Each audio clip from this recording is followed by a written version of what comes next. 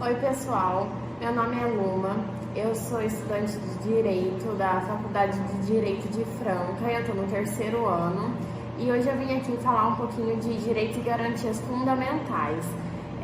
Na semana passada eu falei um pouco de Direito Constitucional, né, sobre o básico do Direito Constitucional, e hoje eu venho falar dos Direitos e Garantias Fundamentais que estão dentro da nossa Constituição e que são direitos muito importantes e que é muito importante que todos tenham conhecimento. Os direitos e garantias fundamentais, eles estão previstos do artigo 5º ao artigo 17 da nossa Constituição. E eles são divididos do seguinte modo: os direitos individuais e coletivos estão no artigo 5º, os direitos sociais do artigo 6º ao 11º, o direito à nacionalidade, artigo 12 e 13, e direitos políticos, artigo 14 e 17. Aqui com vocês eu vou falar sobre os principais direitos fundamentais dos direitos individuais e coletivos. Nacionalidade, direitos políticos, direitos de personalidade, vocês vão ver em outras matérias, como por exemplo o direito eleitoral. Então aqui eu vou focar nos direitos fundamentais mais importantes que a gente tem. Não dá para eu trazer todos, porque é um rol extenso, mas eu vou tentar trazer o mais importante aqui. Para começar, os direitos e garantias fundamentais, eles têm um rol aberto, ou seja, não é algo taxativo. Então, não exclui que outros direitos compatíveis com a nossa Constituição Federal, que decorram, por exemplo, de tratados internacionais, entrem para o rol dos nossos direitos e garantias fundamentais. É algo aberto, sendo compatível com a nossa Constituição e prevendo em tratados internacionais, eles são também direitos fundamentais. Não é apenas porque não está escrito, né, na nossa Constituição que não é. Outra característica importante dos direitos fundamentais é que eles não são absolutos, eles admitem restrições. Porque assim, a gente pensa, nossa, eu tenho liberdade de expressão. E aí, muitas pessoas acham que é livre, que eu posso falar qualquer coisa, mas não é assim. Sempre vai ter um limite.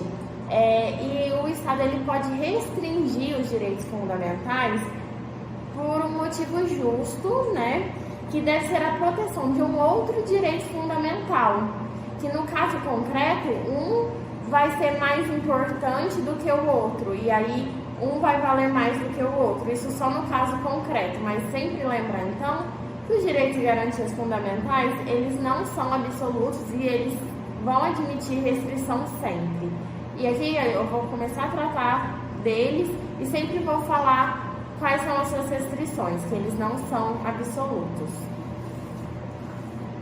Para começar, eu vou falar do direito à vida, da inviolabilidade do direito à vida, que está previsto no artigo 5º da nossa Constituição, no caput, que é lá no comecinho da lei, porque depois vem os incisos, os parágrafos. O caput é a primeira coisa que você lê ali na lei.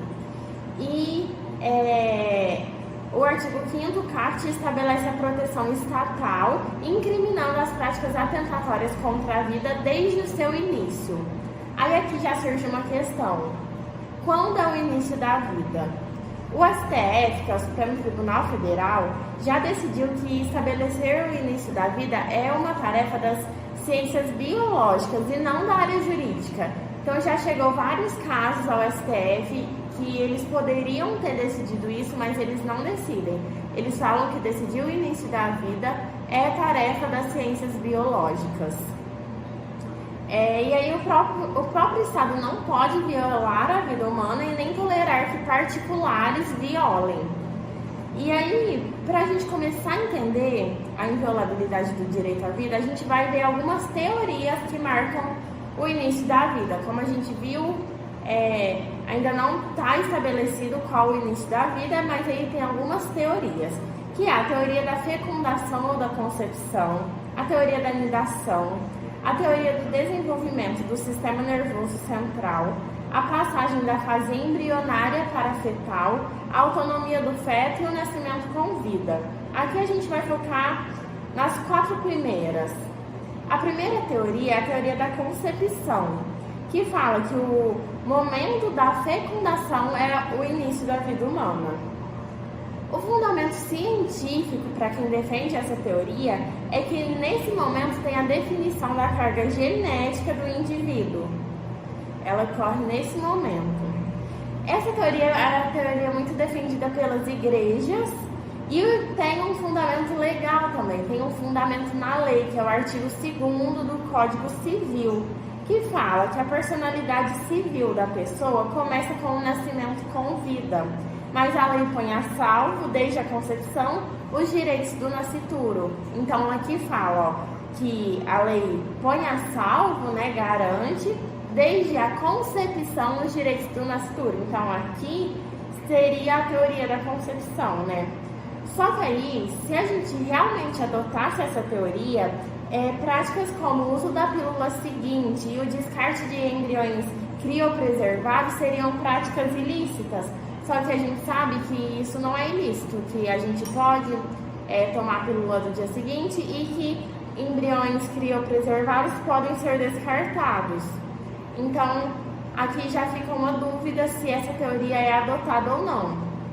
Por essas práticas serem ilícitas, a gente vê que não. Aí tem uma segunda teoria, é a teoria da nidação. A nidação é o acomodamento do ovo, né, do zigoto, no útero. E essa nidação ela ocorre 4, 5 dias após a fecundação. E é essa nidação que possibilita o desenvolvimento da gravidez. Quando não acontece essa nidação, quando o ovo não consegue se ligar ao endométrio, não há vida, vai ter um aborto espontâneo. Por isso muita gente defende que esse seria o marco inicial da vida, porque se não houver a nidação, não tem gravidez. E essa noção, né, da teoria da nidação possibilitaria o uso da pílula seguinte e o descarte de embriões excedentários, porque, por exemplo, teve a fecundação, mas o embrião ainda não foi implantado no útero, ainda não teve a nidação. Então, essa teoria se encaixaria mais nessas práticas que são lícitas aqui no Brasil, né? A terceira teoria é a teoria do desenvolvimento do sistema nervoso central, que ocorre de 2 a 5 semanas após a concepção. E é o sistema nervoso central que confere a sensibilidade ao embrião. É a partir daí que o embrião vai começar a sentir dor, por exemplo. E no Brasil, essa teoria ela é defendida com fundamento na lei de transplante de órgãos, que fixa o conceito de morte encefálica. Então aqui, eles fazem uma analogia. Se tem uma lei que determina o fim da vida e que define que a morte é quando para de funcionar o sistema nervoso central, aí faz uma analogia de que então a vida começa com a formação do sistema nervoso central. É uma teoria bem interessante, porque eles usam a lei que define a morte para conseguir definir a vida. E por último, tem a teoria da passagem do embrião para o feto, que é quando o feto adquire feições humanas, né? E ocorre entre a 8ª e a 16ª semana de gestação. E normalmente os países que descriminalizam o aborto permitem até essa fase, até a passagem do embrião para o feto. Depois disso não é permitido, que é mais ou menos 3 meses, né? Então essas são as principais teorias, tem outras, mas essas são as mais discutidas atualmente aqui no Brasil. E agora eu vou falar um pouquinho do conceito de vida. O conceito de vida no aspecto biológico, ele é um organismo em funcionamento com capacidade para crescer e se reproduzir, só. Isso no aspecto biológico, é a vida. Já no aspecto ético, a vida é quando você tem condições compatíveis com a dignidade do ser humano. Então, é o seguinte, se a gente for um organismo em funcionamento, com capacidade de crescer, de se reproduzir, mas a gente tiver condições desumanas ou subhumanas, também está sendo violado o direito à vida. Porque na concepção jurídica, não é apenas a questão biológica, tem que ter a questão ética, que é o ser humano ter condições dignas, né? Ter condições humanas de viver. Quando tem condições desumanas, a vida já está sendo violada. Agora a gente vai falar das possibilidades de aborto no Código Penal. Então aqui fica aquilo que eu falei lá no começo. A regra é inviolabilidade da vida humana. Lá fala, lá no caput do artigo 5º. Mas o que eu falei? Sempre vai ter restrições. Então aqui o aborto é uma restrição. No artigo 124 do Código Penal, criminaliza o aborto. Fala que provocar em si mesma ou consentir que outrem lhe provoque, a pena é de detenção de 1 a 3 anos. O artigo 125 fala que provocar o aborto sem o consentimento da gestante, a pena é de reclusão de 3 a 10 anos. E o artigo 126 fala que provocar o aborto com o consentimento da gestante tem a pena de reclusão de 1 a 4 anos. Então aqui são os crimes de aborto, sempre prezando pela inviolabilidade do direito à vida, certo? Mas aí agora a gente vai ver o artigo 128. O artigo 128 fala o seguinte: não se pune o aborto praticado por médico, que é o aborto necessário. Não se pune o aborto. Bom, então como a gente no nosso artigo 5º do caput prevê a inviolabilidade do direito à vida, o aborto é considerado crime no nosso Código Penal e está previsto no artigo 124, 125 e 126. O artigo 124 fala que provocar em si mesma ou consentir que outrem lhe provoque o aborto, a pena é de detenção de 1 a 3 anos. O artigo 125 fala que provocar aborto sem o consentimento da gestante, a pena é de reclusão de 3 a 10 anos. E o artigo 126 fala que provocar o aborto com o consentimento da gestante, a pena é de reclusão de 1 a 4 anos. Mas como eu já tinha falado anteriormente, nenhum direito é absoluto. Sempre vai ter restrições. E essas restrições está previsto no artigo 128 do Código Penal, que fala que não se pune o aborto praticado por médico, se não há outro meio de salvar a vida da gestante, que a gente chama de aborto necessário. Aborto no caso de gravidez resultante de estupro, né? Então, se a gravidez resulta de estupro e o aborto é precedido de consentimento da gestante ou quando ela for incapaz de seu representante legal. E também não se pune o aborto de fetos com anomalias gravíssimas, como, por exemplo, os fetos anencéfalos. Aqui eu tenho que fazer uma observação que, quando não há outro meio de salvar a vida da gestante e quando a gravidez resulta de estupro, esses dois casos estão previstos no Código Penal. Já quando a gravidez é de fetos com anomalias gravíssimas, isso não está previsto no nosso Código Penal.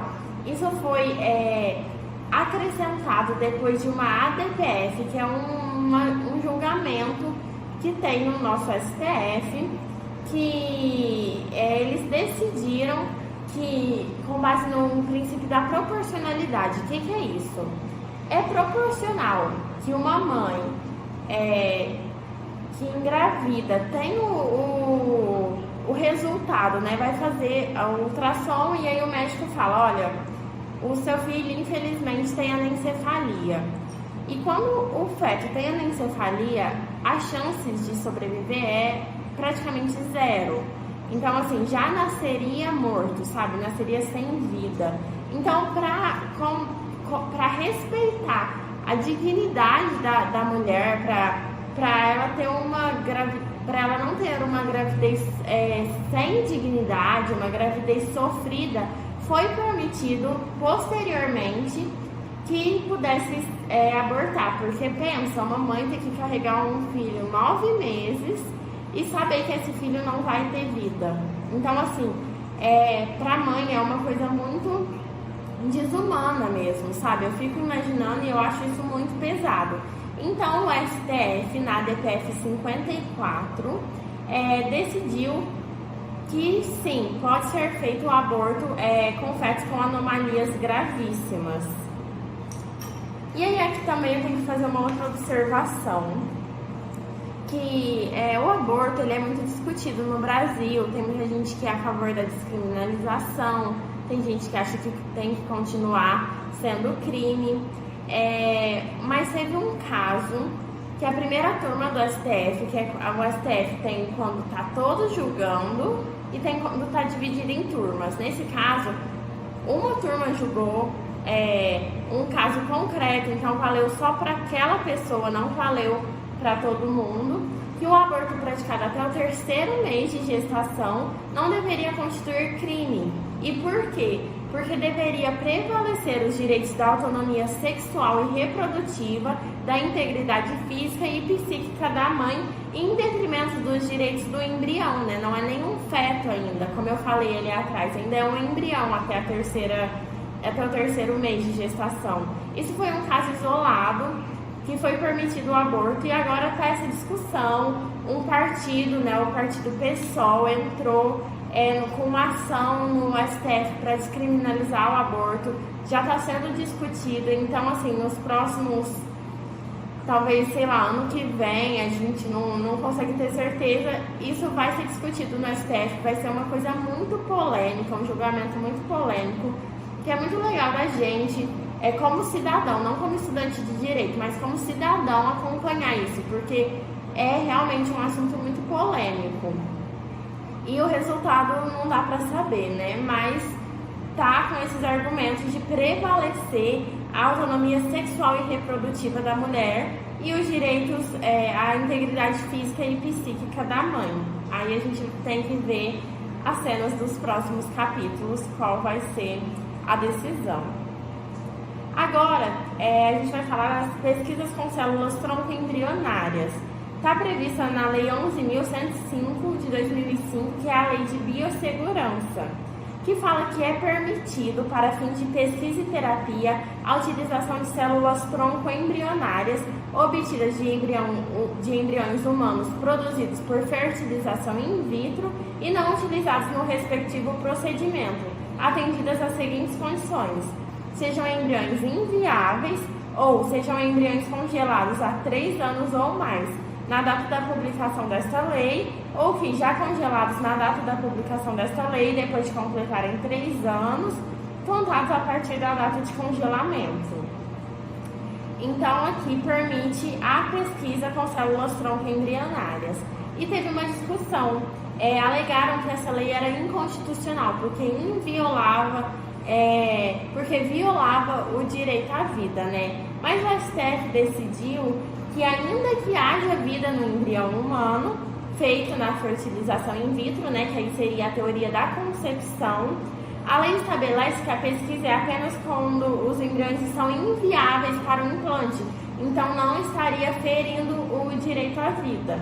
Aqui a gente percebe que, mais uma vez, o STF não decide, não discute qual o início da vida. Ele fala, mesmo que tenha vida nesse embrião, ele já está inviável. Então, seria para um bem maior, porque as pesquisas podem trazer muitos resultados positivos, né? O embrião já está inviável, então seria legal continuar permitindo essas pesquisas. E foi isso que o STF decidiu, então hoje a gente pode fazer pesquisas com células tronco-embrionárias. E aqui agora a gente vai partir para um outro aspecto. A gente vai falar agora da morte. A gente vai falar sobre provocar morte em alguém por relevante valor moral, que é a eutanásia, o suicídio assistido e a ortotanásia. A eutanásia é a morte provocada em paciente com doença incurável, em estado terminal e que passa por fortes sofrimentos, movida por compaixão ou piedade em relação ao doente, que é o valor moral. Mas a eutanásia constitui crime no Brasil de homicídio privilegiado perante o atual Código Penal. Homicídio privilegiado, você tem sua pena reduzida. Por quê? Porque você agiu com um relevante valor moral, você agiu por piedade em relação ao doente, porque ele estava sofrendo, ele estava num estado terminal mesmo. Já o suicídio assistido, você auxilia o doente terminal a dar fim à própria vida para poupar-lhe de sofrimento. é tipificado no Brasil como crime de induzimento, instigação ou auxílio ao suicídio. Já a ortotanásia significa o não prolongamento artificial do processo de morte, além do que seria o processo natural, e deve ser praticado por médico a ortotanásia. Ela é recomendada pela resolução do Conselho Federal de Medicina, mas foi contestada pelo Ministério Público, né? Então não há ainda uma decisão se a ortotanásia é crime ou não. Mas os médicos do Conselho Federal de Medicina acham que é uma boa forma de poupar o sofrimento e então eles recomendam que a ortotanásia seja feita, né? Que é, por exemplo, desligar os aparelhos. A distanásia, por outro lado, é o prolongamento artificial do processo de morte com o sofrimento do doente, né? Sem perspectiva de cura ou melhora. E ela é proibida pelo atual Conselho Federal de Medicina. Quando o paciente é incurável, não tem nenhum procedimento que pode ser feito para curá-lo, o Conselho Federal de Medicina é contra esse prolongamento artificial da vida. E aí, por último, para terminar, a pena de morte. Ela é proibida no Brasil em tempos de paz, mas ela é permitida em caso de guerra declarada. E ela é regulamentada pelo Código Penal Militar, mas a pena de morte ela é incompatível com o modelo de Estado democrático e de direito que a gente vive, né? E o Pacto de São José da Costa Rica, que é um pacto internacional que o Brasil é signatário, fala que não se pode restabelecer a pena de morte nos estados que a hajam abolido. Então aqui, como a pena de morte é proibida no Brasil em tempos de paz, ela não pode ser restabelecida, porque está aqui no artigo 4º do Pacto de São José da Costa Rica. Então, galera, é isso que eu queria falar sobre inviolabilidade do direito à vida. Espero que vocês tenham gostado. E é isso, até a próxima!